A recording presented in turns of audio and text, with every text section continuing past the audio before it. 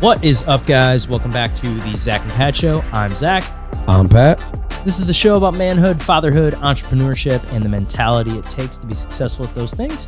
And we'll probably sprinkle in some helpful real estate advice too, because that's what Pat and I do. You know, guys, life can be tough. We can go through some things and struggle at times, but this is the show to let you know that you're not alone. So if you're someone out there going through any of these things, this is the show for you. First of all, shout out to our friends at NeuroGum for keeping us energized and focused. NeuroGum is a chewing gum as well as mints. It has about 40 milligrams of caffeine per piece, L-theanine, B vitamins 6 and 12. Helps with energy, focus, memory recall. I chew it all the time. Really, you know, when I'm working out, I'm driving around showing houses. Sometimes when I'm doing jujitsu. I really enjoy it. It usually just kind of gets me in the mood, gets my creative juices flowing, and I just feel makes me feel smarter. And no, I like it. It just doesn't make you feel jittery. It's great. So get out there, try some NeuroGum. Also, just want to give a big shout out to Fit Flavors. We know the promo code's over. It ended at the end of May. But we really appreciate you guys coming on the show, giving us that promo code.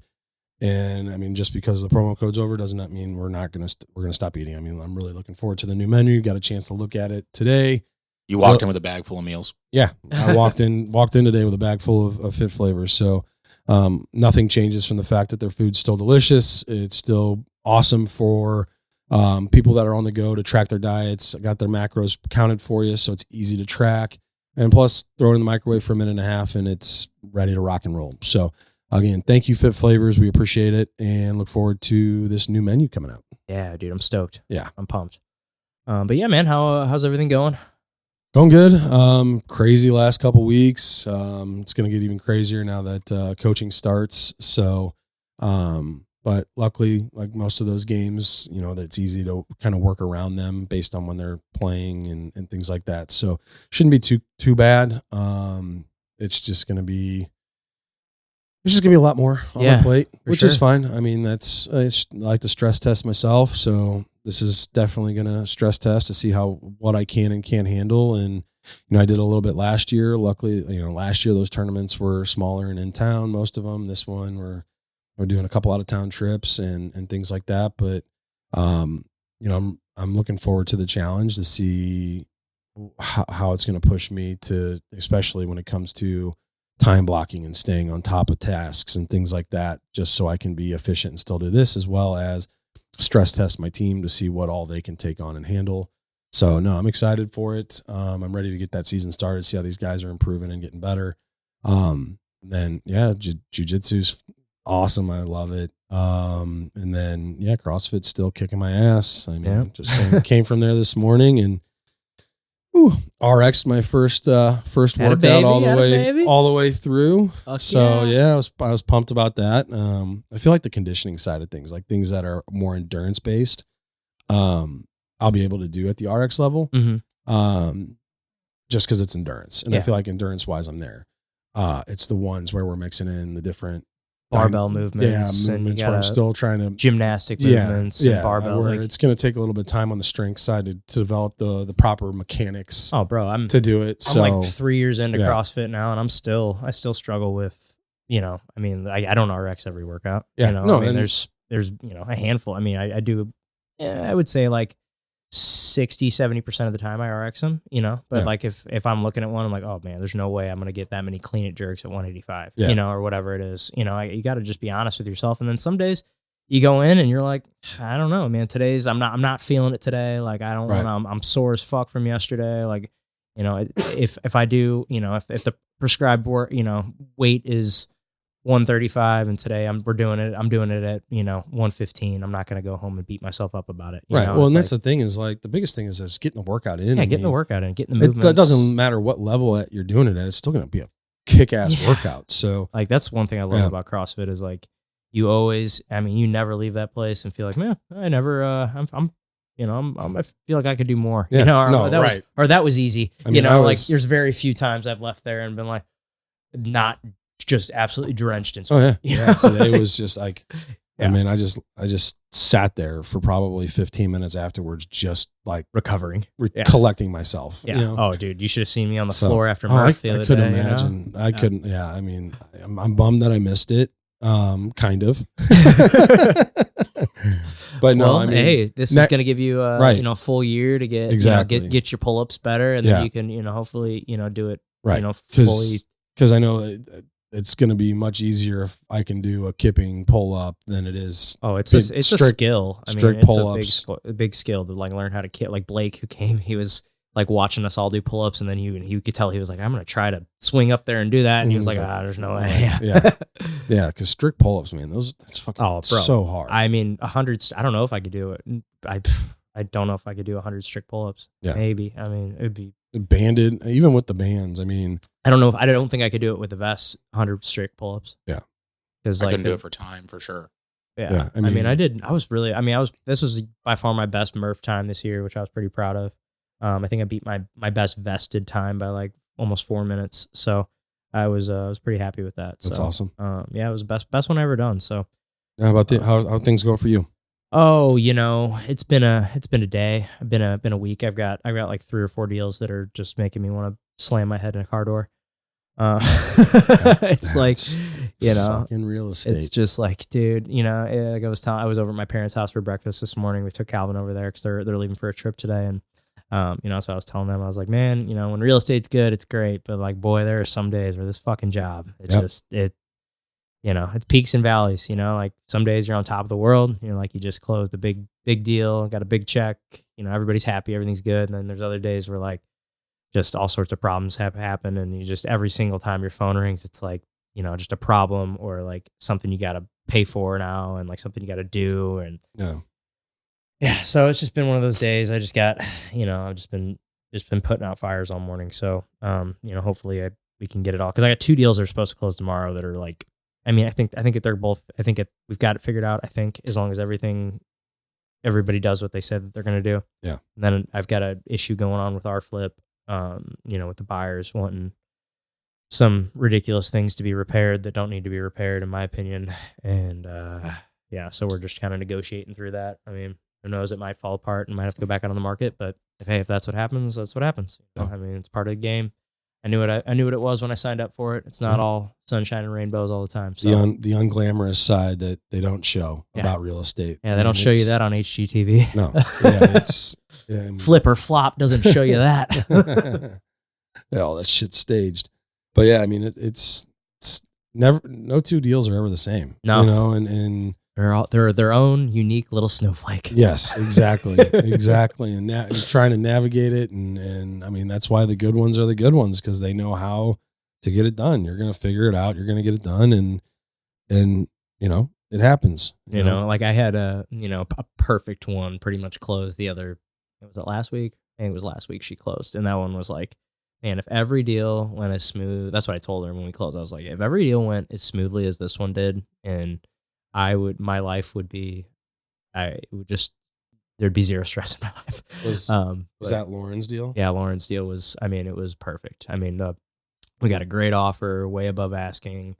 Inspections were silky smooth, not a problem. Not one thing that needed to be done.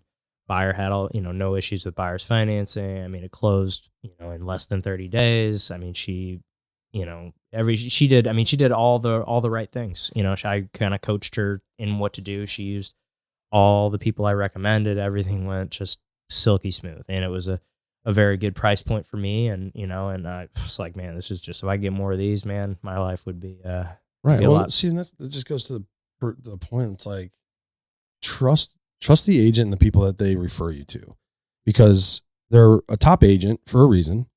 And they're working with people that allow them to continue to be top agents. So it's like, trust those referrals, because you vetted them and you trust them and you know that they're going to do the job correctly and efficiently and get it done. And every time I hear, it's like, you got people that are bringing in things from the outside is usually when you start having issues. Yeah. And, trust those people. That's there's one thing I can say, the one advice I could give to people that are buying or selling: trust your agents and the people that they are referring you to, because there's a reason that they are working with those people. Yeah, it's not like I don't get any sort of payment or kickback or anything for me referring them to you. It's or illegal. Right, exactly. Like I don't get any kickback or anything from, my moving company, my cleaning company, my staging company, my my photographer, my video guy, like all those guys. So they're all like, I don't get anything for that. I just like working with them because they do great work. And I know that you're going to be happy and I'm going to be happy. So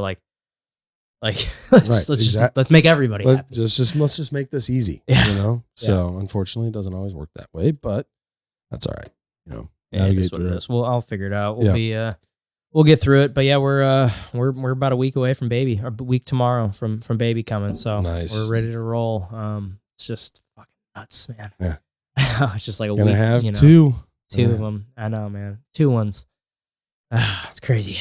But yeah, so we're ready to go. But so today, guys, we wanted to do another Q&A episode. We got a lot of questions last time. We didn't get to go through them all, so we figured we'd just make another episode answering some more of these questions. And we want to start making this a more regular thing because it's just quite frankly it's fun. It's an easy way to get the listeners involved, and it's a fun way for us to do an episode. It always just kind of sparks like random conversation. Like our last one was my favorite episode title I think we've ever had. It was like, what was it? Low T.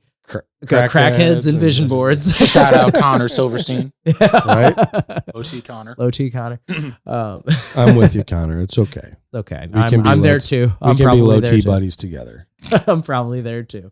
Murph's the only one with good testosterone. So, all right, my buddy Crispy asked us, what is the best concert you've ever been to? I think this is a great question. Murph, I mean, obviously you want to go first? Because you just got back from a pretty crazy weekend of concerts. Yeah. So, I mean, I've always broken things down into like the objective best and my objective favorite. And this is something like my quote unquote rave parents, they didn't understand. They thought they were the same thing. And something could be your favorite, but it doesn't mean it's objectively the best. So my favorite show I've ever seen was during our 24 hours in New York last September. I was in Miami, then I was in West Palm Beach, and then I was in New York, all in a matter of like 3 days. And we went to the Late Show Slander, which is the group I've seen 10 times. And it was at the Brooklyn Mirage, which is my favorite venue. And just what that show means to me is it's my favorite. But the best I've ever seen was night 1 of EDC Las Vegas this last year at Kinetic Field, which was a Lineum. And like, I've seen this dude 3 times. This blew my fucking mind. It was just ridiculous because it's like heavy dubstep. There's a lot of dancey shit. And then there's all like the sad boys sing along things. Like, you guys know that one Millennium song, Good Things Fall Apart. Tell me what you hate about me. It goes fucking so hard. So how'd that go again? Whatever it is, I'm sorry. Get it, Murph. Yeah. All right, I can't sing worth shit, but I could headbang my ass off. So objectively, those are both my favorite and best show that I've ever seen for a lot of different reasons. Oh, all right. Let me think here, man. I haven't, like, in my younger years, I went to a lot more concerts, through college and stuff. But man, I would say my favorite. It's between 1 or 2, and we're both down at Missouri State, seeing Wiz Khalifa in what's the name of the JQH? Mm-hmm. JQH was probably my favorite. Was it hotboxed in? Fuck yeah. We all smuggled a bunch of joints and stuff in. It was awesome. It was, just hotboxing in the JQH, and it was right when, what was what mixtape was it? It just came out. What time of year was this? This was like my sophomore year, so probably 2016, 2017. So probably 2017. You're probably looking at like Rolling Papers 2. I think might have been Rolling Papers 1. Rolling Papers 1 came out when we were still in high school. Okay, never mind. That was 2011. I don't know. I don't even remember. But man, it was. IFC came out 2012-ish, and then it was Black Hollywood, and then he probably had like little 28 grams. Could have been that. Maybe it was that. Yeah, I think it was. Because it was whenever. I think it was 28 grams, and that came out, and I was literally from I was probably 10 feet away from him. It was sick, and he had this like lit up microphone, and then like a few weeks later, Mac Miller came down there, and we saw Mac Miller in the Shrine, and that was right after Macadelic came out, And that mixtape was awesome. Big fan of that one. And so yeah, those were like within a month of each other down at Missouri State. And I would say those are probably my two favorite. And man, I'll be honest, like I haven't gone to a lot of concerts. Like we went to the one a couple weeks ago. It was my first concert I've been to in a long time. Yeah. So yeah, no, my younger years I went to Mayhem Fest twice. That was pretty sick. But like it's kind of a different vibe, different experience. It's hot as fuck. Yeah. Yeah. So I would say probably Wiz or Mac Miller down at Missouri State were my two favorite that I went to. Yeah, my favorite. I mean, I've got my like top 10, but like my ultimate favorite all-time favorite concert was at Galois. It was Eric Church. Oh, sick. And this was right when that Carolina CD came out. And we started off in the back row, like our backs were against the wall, top at the very top. And by the end of it, we were in the front row. Dang. Like we figured out a way to get all the way down there, Maneuver your way. Yeah. Through. and I mean, just because the Galois can only hold about 2,000 people, and it was jam packed, and just the mix of drinks, and obviously with baseball there was no drugs to be had, but lots of alcohol. Yeah. We drank. We did that too. Right. Well, and the thing is like it was just so fucking rowdy. Yeah. And I think that's what made it great. But like, I mean, it was early in his career, so he wasn't playing big. So it was a little more intimate, but at the same time, just rowdy. And I was with all my guys on the baseball team. This was my senior year, and I had just pitched, so I was done for the weekend, and you're chilling. Yeah. Oh, well, I was ready to roll, and so when we got down to the front. So it was the Jägermeister tour, and I was wearing a Jägermeister t-shirt, and I guess the alcohol convinced me to take my shirt off and throw it on stage. Very Missouri thing to do. Right. So threw my shirt on stage, and then a buddy of mine gave me a spare shirt that he had, or he was wearing a button-up. Yeah. There's a shirt underneath. Yeah. And he had a shirt underneath, so he gave me that. And so later on in the concert, that one came off and wound up on stage too. It was hot. Mm-hmm. My balls was hot. Yeah. My balls was hot.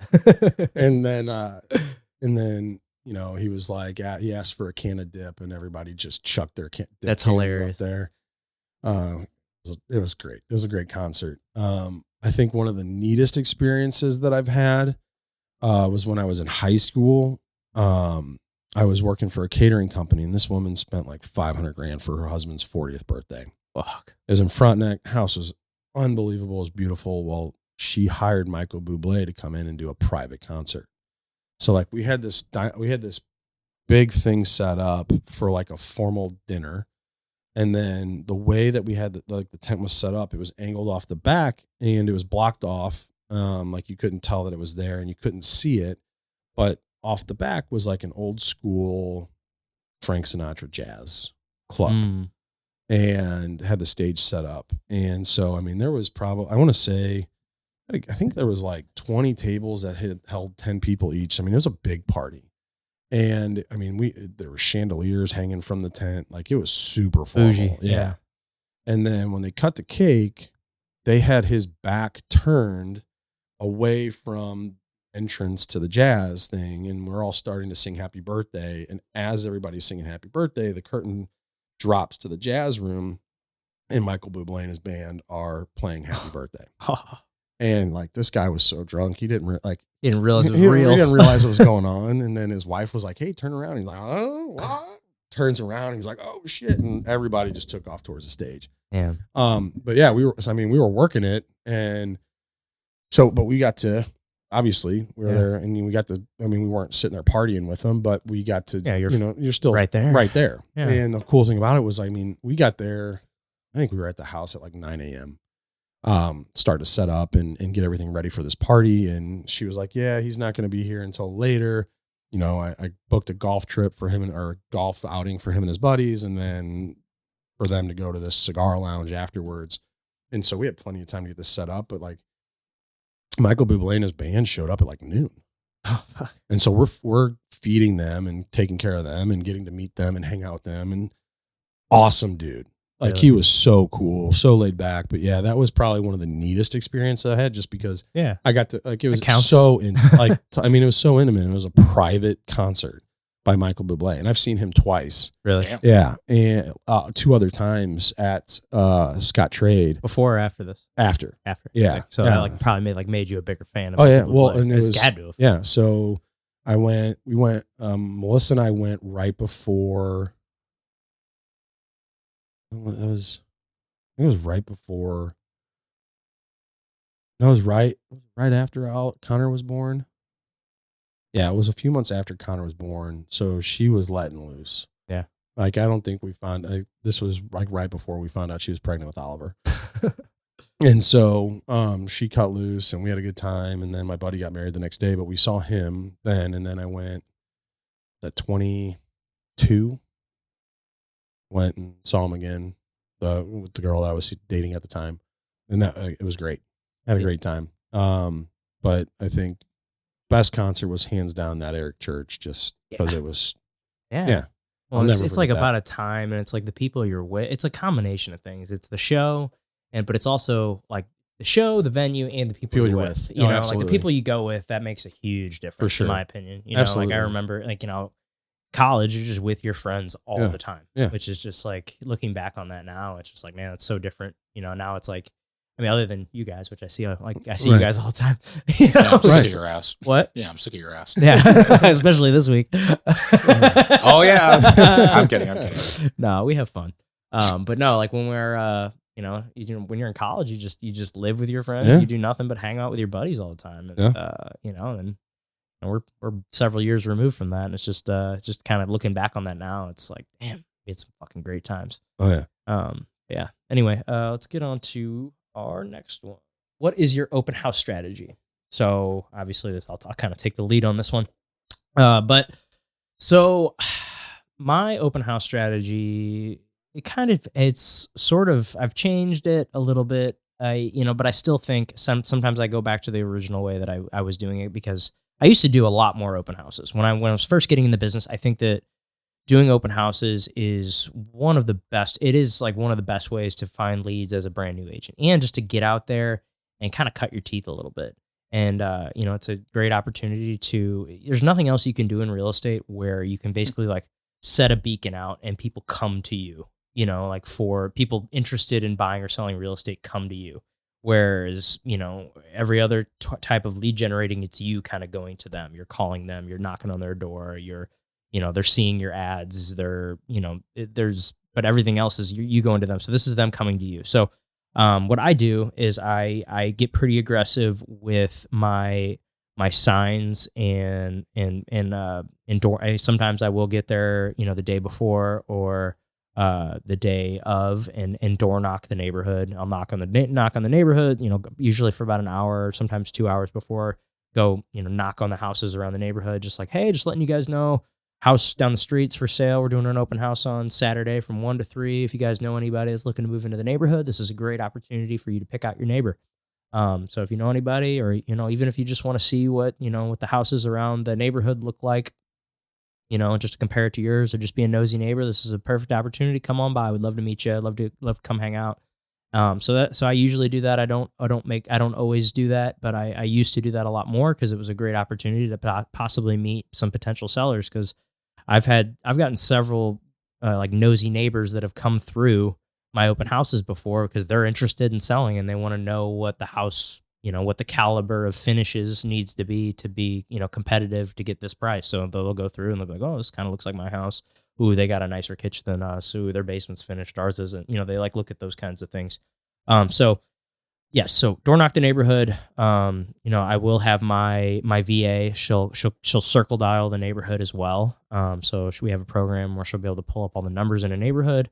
She'll call through them and basically just kind of rip that same script, where she'll be like, hey, and I'll record a voicemail that she'll drop if no one answers, or I'll basically say like, hey, just wanted to let you guys know. It's pretty much the same thing as the door knocking script, where you'll say like, hey, just wanted to let you know, house at 123 Main Street's doing an open house this weekend from 1 to 3 on Saturday.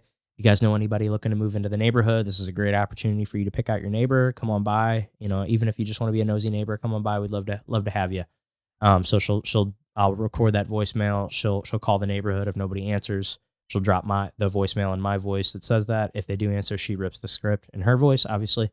And then now the day of the open house, I get pretty aggressive with the signs. I usually put out anywhere from like 8 to 10 signs, all the corners leading into the neighborhood, into the house. Any of the main streets close to there, I always have a directional arrow signs that I put out to try to funnel everybody to the house.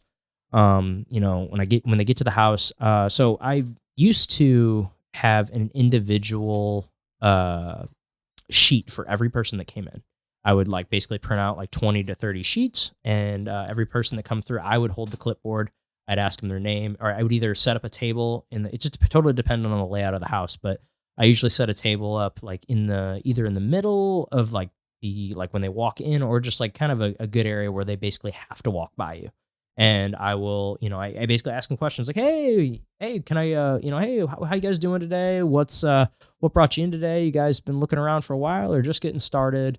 And you just kind of get their story and, get their name, their phone number, their email. Sometimes people are weird about that, but I'd always say like, hey, I'm sorry, the seller wanted me to get everybody's contact information, that came through their house. And most people, when you say that, most people don't argue with you. People are weird about giving out their email sometimes, but as long as I get a phone number, I'm usually happy with that.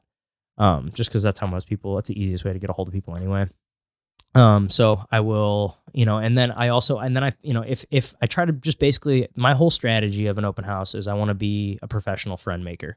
Because, this is an opportunity to make potentially a new client if they're not working with an agent yet. So, I'll follow them, if I kind of feel out the vibe. If they don't want me following them around, talking to them, then I just leave them alone. But, there's some people that are engaging in the conversation and we just kind of get to talking.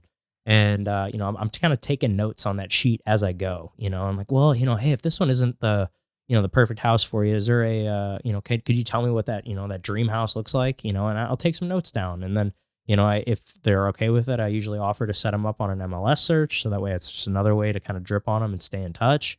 But there are people out there that'll just be like, hey, no, I'm working with an agent. And then if I do that, I just usually just leave them alone. But that's usually my strategy. My whole strategy is just be nice, be friendly, get their information, try to figure out what they're looking for. Because if you can be a resource to them and you can provide them with what they're looking for, then, there's a good chance they might want to work with you.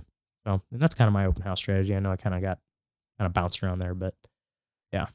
I mean, it's a pretty solid strategy. I mean, for me, it's obviously a little bit different. It's been a while since I've worked an open house. But when I do, the last thing I want to do is try and sell. Basically, like you said, you're just sitting there, and I try and like I'll get the sheets and I'll look at the sheets and the details of the house, just so if someone has a question, I can try and answer it. Not like I'm not going to sit here and I'm just like, oh, I'm not the agent, but I'm on the financing side. But here's a sheet and kind of just help pass things out and kind of help the conversations get started. From the financing side, if they ask, it's very rarely where somebody will come in and ask what the payment would be for something like this. But I will have my computer there in case somebody does want to see numbers worked up, and I can quickly get things worked up for them so they can see that. But ultimately my goal is when I'm at an open house is, and I'm not, if I find out that someone doesn't have an agent, like you said, you're trying to find out what it is that they're looking for. It's the same thing. It's almost like because I know that if I can help the agent that's hosting the open house pick up that lead, then I know that it's probably going to come back to me anyway. So it's going to be more along the lines of me. If I'm going to sell anything, it's selling that agent's skills. Yeah. And some of the best strategies I've seen from agents is similar to what you said. I mean, it doesn't sound like you're trying to sell them. You're just trying to get information out of them. I try to avoid the question, do you have an agent? Right. Right. I try to I kind of wait for them to say that, like that's always kind of like been a taboo thing to like, are you working with anybody? Because it just sounds like you're, that's all you want. Yeah. It's like I try to avoid that question at all costs. And if they are working with something, it usually comes out in conversation. Yeah. And there was one that I saw, I can't remember who the agent was that I was helping, but they had that house's information, and then they had 3 other listings in the area that were similar to that. So they could be like, well, hey, by the way, if this one doesn't work, here's 3 other ones that you can go check out. If you want to see them, just let me know. Or and this open house is done at 3. We can meet you over there at 3:30. I've like, done that many times. Yeah, and it's just like, hey, here's obviously this house. If this one doesn't work for you, here's 3 other ones that are around here. And if you decide you want to see them, you can either let me know, or if you've got an agent, let them know and they can go show you. Just like you're giving away information, like giving away things that they might not readily know. Yeah. and that was one thing that I saw that I was like, wow, that's a really good idea. Yeah. Because obviously, like, if they don't want to buy that house and they are looking, and it's a good way to weed out, like, all right, are they just here to look and get it, like, or are they actually serious? So that was one that I saw somebody do that I thought was very interesting. And that's a great way to do it. I was like, wow, that's pretty smart. Yeah. So that was one of the strategies that I saw that worked well for that agent. But yeah, I mean, for me, like I said, I'm just there as another person to talk to, and I just let them know, I'm on the financing side. So if you have questions about payment or anything like that, I'm happy to answer them. But yeah, I mean, for more information, like, if you really want to know about this house, I mean, Zach's a killer agent. He's closing deals left and right, and he's got this house priced perfectly. So you want to chat with him about all the features in regards to that. So basically, it's like fluffing up the agent, selling them. Yeah, selling them, because obviously it's eventually, it would come back to you. Yeah. So, I actually had a perfect open house scenario one time where I had this lady I was hosting, and it was in Eureka. She comes in, walks straight up to me. She goes, "All right, I'll be honest with you. I'm not house shopping. I'm realtor shopping. I'm looking to sell my house down the street." I said, "Well, hello," and right. we ended up hitting it off, and 2 weeks later I had her house listed. It was like dream scenario for that's like, if every time I held an open house, that happened, I would hold open houses every single day of the week. Yeah, no, I like that part where you were like, going around to the neighbors and be like, hey, if you've ever wanted to choose your neighbors, now's the time. Yeah. Because this house is going for sale, and if you know somebody that's been dying, everybody might know somebody. Yeah. I can't tell you how many times, like, I've talked to people about, like, with my neighborhood, that know my neighborhood, know the people that are in there. I mean, shit. I mean, after the divorce was finalized, so there's a family in there that has kids my kid's age. Well, big family on both sides, and one of the sisters actually just built a house in there and moved in. And now her parents and brother-in-law came up, and both of them were like, yeah, if you ever want to sell your house, just let us know. We'd love to be in your neighborhood. I'm like, I mean, they're probably going to be the first people I call, like, hey, I'm thinking about selling my house. Do it. You want to make an offer, before we ever hit the market, let's do it. Let's see what we got, For sure. Shoot. I mean, like, save you 6%. Right. Well, yeah, I have to let Melissa list it, of course. So, but yeah, it's I mean, and then, like, the lady that cuts my hair, she cuts like 5 or 6 people in my subdivision's hair, and she's always like, yeah, if there's ever a house come for sale, let me know. We want to be in your neighborhood. And I'm like, absolutely. So I feel like everybody knows somebody that wants to, especially especially when you're dealing with family and friends, you want that they want to be by you. They're going to, they might have a strong interest in that house. Damn right. So go on to the next one. All right. What is your typical daily routine look like to achieve the volume of business you have? I think we've touched on this a few times. Yeah, we have. Boy, I used to be way more dialed in with my morning routine. And I do have a morning routine now. It's just not as lengthy as it used to be. Now it's just like I wake up, go downstairs, say hi to Gina, grab my coffee, go sit on the couch, and I read my 10 to 20 pages. I just basically read for like 25, 30 minutes until Calvin wakes up, and then hang out with him for like an hour or so. And then, Gina leaves, about 20 to 30 minutes after he wakes up. and it's just me and him for like that next like hour and a half. Then I go drop him off. And then I typically will go, unless it's a Tuesday or a Thursday, I go to the gym and get that done.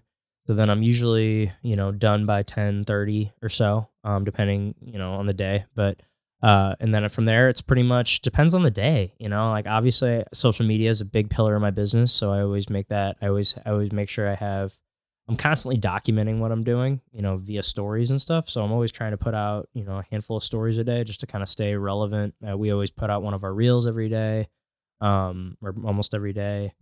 And it kind of depends, I do have kind of a set day, and I've kind of taken this from you on like days that I follow up with past clients, days that I, take care of my current deals that are pending. I take care, and then I have a day where I have people that I'm like, kind of dripping on that I know that they're going to do something in the future. I catch up with them. So it just kind of depends on the day of the week. But then there's some days where it's just like, I'm just like running around like a chicken with my head cut off, trying to put out fires, kind of like today. So, it just kind of depends. And then now, days where we've got podcasts, so that kind of depends. It really depends on the day of the week. I don't really have any no 2 days ever look the same. So I know I didn't really answer your question like directly, but, that's just kind of what my days look like. Yeah. I mean, I would say the most important thing is being in control of your schedule and making sure every day you have some sort of non-negotiable that you have to complete towards your business. So, I've talked about this a lot of times in my days and how they're structured. And, Monday's my agent call day. That's the day that I'm calling agents, new agents, not agents that I'm working with, but agents that I'm trying to set appointments with and set meetings with. And, I try to avoid cold calling. So I'm calling on agents that, I might have a deal with here and there that I've got somewhat of a relationship with. Or my favorite is the relationships I've developed with the listing agents on past deals that I've closed. And calling them, because it's not really a cold call. I've already had conversations with them through that process. And so they know who I am. So it's not so much of a cold call at that point. So, I'm asking past clients and friends and family and other agents like, hey, do you know any agents that are having issues with the lenders that they're currently working with? I'd love to be connected with them. And I'll do that. And just call those agents on Monday. Like that's what my Mondays are booked for. Tuesdays, those are my Tuesday update days where I'm calling the buyer's agent, listing agent, and just keeping everybody in the loop, of what's going on. Basically that's my follow-up day. That's the day that, I'm on the phone a lot, at any point in time. I've got anywhere from 15 to 20 deals in the pipeline. So that's anywhere from 45 to 60 phone calls. So it's a big chunk of the day. And then, Wednesdays we podcast, but usually those are the days where I'm reaching out to past clients. And then Thursdays where I'm following up with my people that are pre-qualified, meaning I've got an application from them. I'm just missing docs, or we've only done a soft credit pull. Like I've got all the docs and we've done a soft credit pull. I'm trying to find out basically how hot they are. But I'm just reaching out like, hey, we're a few things away from being pre-approved. Are you wanting to get fully pre-approved just yet? You got any houses that you're wanting to go look at this weekend? If so, send me those numbers. And then on Friday, they're usually sending it out late, or you sending it out on Thursday. So that way I have it where I'm touching the pre-quals to get pre-approved. And I'm reaching out to the people that are pre-approved to get addresses that they're looking to. And then I spend Friday working up those numbers for them, and all that stuff's done in the, until about 3:00. And then once 3:00 hits, that's where I'm setting up new client phone calls for applications, or working on pre-approvals for clients. But then you're also mixing in, I do consultations with all the people that I talk to, whether it's a credit consultation, mortgage consultation, where it's looking at the options that are available to them, different things like that. And those are usually set up between 3 and the end of the day. If I have my kids, then I'm done with my last one at 5. And then I'm going to pick up my kids and I'm spending the rest of the time with them. If I don't have my kids, I'll be setting those things up until 7:30, 8:00 at night, just because I can. Mm-hmm. I don't have anything else going on. So the biggest thing is making sure, for whether you're a loan officer or a real estate agent, that you have your day, like themes to your day. Yeah. And you set up the non-negotiables to complete what you need to do for those themes and sticking to that.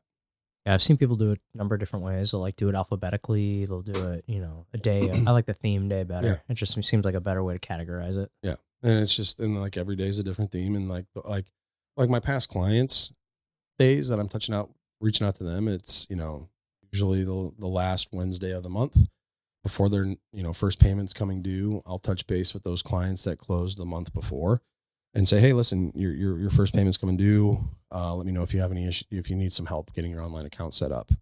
And then that's just kind of generating a conversation. It's all through text. I'm not. That's what a lot of mine are lately too. I like that, and I like video text too. Yeah. Sometimes I'll just like send like just a quick like little 30-second selfie video. Yep. Hey man, like, how you been? Just wanted to check in. I saw you guys. I saw that the kids, your son won his soccer tournament this past weekend. How cool. Like I'll pull up their social media, just make sure I'm like kind of up to date. There's not something like big in their life that I just missed, and so, I might reference that. Just say, hey, just wanted to check in. I just sold a house down the street from you. I just wanted to, thought of you guys. Just wanted to, check in, see how you guys were doing. You guys need anything, I'm always here. If you guys need any contractors, roofers, plumbers, electricians, I've got 3 of everybody. So if you guys need anybody, just let me know. I'll send stuff like that out all the time, and just stay in touch with people. And I think that's a nice part about social media too, is you can kind of, they're seeing you, but you're not like directly dripping on them. Right. I think that's just a helpful thing too. The fact that they're just always kind of being reminded you're in real estate, and if they need somebody, you're there. Right. So yeah, I just think the biggest thing to that is just having a routine. Yeah. And sticking to it. Yeah. All right. Well, next one. This is all 3 of these last real estate ones are from Anthony. Mm-hmm. He's great. So advice to newer real estate agents not originally from the market they're in to grow their business. We've talked about this. Yeah, we have. Yeah. If I got picked up and just dropped off in a random city and I didn't know anybody, and I had to learn how to sell houses around there, what I would do first is, first of all, I would research the market, make sure I know the areas, kind of figure out the lay of the land. Fortunately, I've been born and raised here in St. Louis my whole life. So like I already just kind of knew the areas pretty well. Obviously, being in the business for now for, almost 5 years, I've got a pretty good lay of the land as far as real estate goes. But for first things I would do, my business would be set up on 3 different strategies. I would be doing copious amounts of open houses, like anywhere from like 2 to 3 a week minimum is what I would do. Cause that's what I did when I first started. I was doing open houses like Friday, Saturday, Sunday at the same fucking house.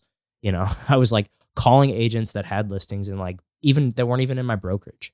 I would just call, like at first I would try people in my brokerage, but when I first started that first year in real estate, EXP was so small in St. Louis. There was only like 20 agents in all, or there was like less than 100 agents all in Missouri. Mm-hmm. And I think there was like 28 in St. Louis. And no one knew me. And I was like, hey, I see you got this listing in De Pere. Can I hold it open? I would basically, what I would do is I'd pull up the MLS. I'd see like, okay, well, here's all the listings in my brokerage. Oh, I like this one. This is a 300,000 in Oakville. Like, well, yeah, I'd like to get more, I'd love to get some Oakville buyers in that price point, so I might as well see, I'll call this agent. Hey, you don't know me, but is there any chance, I'm just a newer agent. I'm looking to, host some open houses to kind of get my name out there, try to get some leads for myself. Would you and the seller be willing to let me host an open house? And typically I would target houses that were vacant or, that people weren't living in there. Cause that was people are probably a little apprehensive to have a random person host an open house. But if it's a vacant house, they're more likely to do that. So I'd be hosting anywhere from like 2 to 3 open houses a week is what would be the one thing I would do. I would get very, very aggressive with my social media. I would be posting, I would post, pretty much what I do now every single day. Or try to every single day, anywhere from 5 to 7 days a week. And, I would make those, pretty real estate focused. Sometimes I'd mix in other stuff just to let people know what I do, so that they can relate to me as a person instead of just a real estate agent. And then the third thing is I would circle dial a lot. I'd probably make that a part of that was my routine when I first got started. And my like standard was 100 dials a day. I was like, I'll get on my computer and do the circle dialing. And I will do, as long as it takes me to hit 100 dials. Sometimes I can knock that out in 40 minutes. Sometimes it takes me an hour and a half, 2 hours. So it just depends on how many people pick up the phone and how those conversations go. Because obviously if people are picking up the phone, that's what you want. You want to be having conversations with people. And what's nice about that is you can pick the area and the price point essentially of the people that you're targeting. So I would do those three things: social media, open houses, and circle dialing. And the last thing that I would do, if you're not from there, I would join a community or multiple communities, like whether that's joining a gym or joining a club. Join something that you're interested in, because there's other people, whatever you like, there's other people out there that like that same shit. So join that gym, but here's the thing is, don't join the gym or join the community and be Mr. Salesy real estate thing. Right. That's what your social media is for. You friend all those people on, once you get there and you meet people, you become friends with them. Yeah. Add them on social media so that there they see your real estate shit. That's what I do. Like, I don't even I never talk about real estate at Watson's or CrossFit. Like if people bring it up to me, I'll talk about it. But I never am like trying to sell my friends at the gym, but we're all friends on social media. So they obviously know what I do. So I get a lot of business from those communities. So those would be like my 4 things that I would do if you pick me up and threw me anywhere. That's what I would do. Oh yeah. First and foremost, I think it would be joining some sort of community. Getting out there and just like you said, that really should have been the first thing I said. Honestly, like you said, you're not selling. I mean, you need to mix your social media with your communities. Yes. So if you're not from a particular area, what is it that you like? Because obviously you want to work with people that have similar interests to you. And I would get out there and I would just be in the community. Find out where the farmers markets are and just go and record videos of you being at the farmers market and, or even like setting up a booth at something. My top 3 favorite parks in X city, you can make all sorts of videos. Like you just want to be a source of the community, right? Exactly. And like, hey, checking out new restaurants, checking out new things like that, and then posting about it and then tagging them in it. And using that, but then also, like you said, joining some sort of community. Like if you like to work out, get in with a gym and then start befriending people at the gym. Yeah, be social when you're there. And be social. This is, if you're not a social person, like this might not be the business for you. Right. Sorry, I don't know what to tell you, but like you gotta be kind of a social butterfly to be good at this business. Exactly. And then obviously most people are being transplanted to places where you may not have a big sphere, but you're going to that place for a reason, whether it's because you're dating somebody or a job, like just something. And so at that point, now you need to start leveraging those people's relationships that you have. So like if you move here because of a relationship, like a girlfriend or a wife, and their family's here, now you need to start leveraging those people and getting in with their family, their friends and all that. But again, you're not selling. You're just befriending them so they can see what you're doing on social media, which they're going to see you out and about in the community. They're going to see you looking at all these restaurants and doing the farmers markets and doing all these things. And then, even just like calling an agent and going to a house and be like, hey, do you care if I just film a quick walkthrough of this house and putting that out there? Yeah. Like just things like that, just so people can realize. You can set up showings. They're called agent previews, and it's like you can totally do that. And right. And then what I would also do is the difference between real estate agents and loan officers. So real estate agents are directly to the clients, where loan officers are more about the relationship building between referral partners. I would, and that's the one thing that I recommend this to agents, no matter where they're at, whether they've been here or not, but like find a financial advisor, find an insurance agent that does a lot of rentals. Yeah. And become friends with them. Like networking groups, like BNIs. Yeah. Get into go to a BNI group, or start a BNI group, or try and find any network. I mean, like here in St. Louis, we've got the Young Professionals Networking Group. They're always throwing events. Yep. And there's always like, there's just get out there. Yep. Get out there. And like I said, you can, if you're going to do anything, just wear your name tag and they'll be able to see what you do, but don't sit there and throw it in their face. Like, oh, I'm a real estate agent. I can do this, this, and this. No. Just everybody knows what you can do. Yeah. Everybody knows what real estate agents can do. And it's like, that's the thing about us is like, there's not, yeah, sure. I might have like more access to, you know, like more resources as far as like contractors. I might have, you know, more of those in my pocket, or I might have, you know, more contacts for off market deals and stuff like that. But like, as far as like the MLS goes, anybody can set you up on an MLS and go show a house. Like there's no, like the skill that you have like relies in your ability to negotiate, your experience. And like the only way to get experience is to get out there and do it. So, you know, you need to just put yourself out there, like Pat said, and I mean, and just go be social and build your team. Yes. Build a team of people that you know and trust. And that comes down to a lot of networking and then communicating with other agents about, hey, who do you guys, you know, recommend and use? Like, who do you guys trust? And then go from there about building your team and networking with those people and setting up events and doing home buying seminars, you know, things like that, just to try and get your name out there. And, you know, hopefully that'll, as you continue to do that and the more immersed in the community you become, the better that'll be for you moving forward. I know as a loan officer, like I said, it's a little bit different. I mean, you know, when I got started, I would just go to offices, but this was back when agents were in offices. Yeah. They're not in offices anymore. Right. So it's just finding out, you know, who the top agents are and then just calling and introducing yourself. Cold calling sucks, but it is what it is. It's part of the job. And, you know, that's what I would do, as well as that would be another pillar for me, is getting, you know, using that to get in with the offices. Like, oh, hey, well, okay, if you don't know anybody, but you happen to know somebody that's, you know, in need of a new lender, I'd love to be connected.